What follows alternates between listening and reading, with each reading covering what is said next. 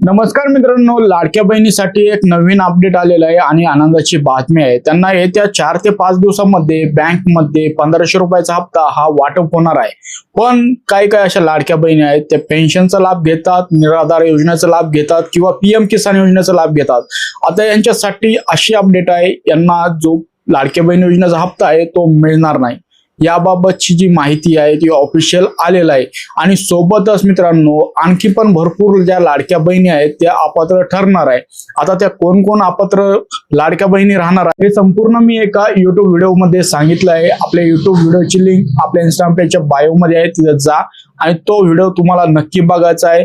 व त्यामध्ये जर तुम्हाला काही प्रॉब्लेम असतील तर मला कमेंट मध्ये विचारू शकतात आणि त्याच्यावरती जे सोल्युशन आहे ते पण मी त्या व्हिडिओ मध्ये सांगितलेलं आहे। तर अशाच लेटेस्ट अपडेटसाठी इंस्टाग्राम पेजला फॉलो करा, YouTube चॅनलला सबस्क्राइब करा। हा व्हिडिओ जास्तीत जास्त तुमच्या मित्रांमध्ये शेअर करून या व्हिडिओला लाईक आणि सेव्ह करून ठेवा।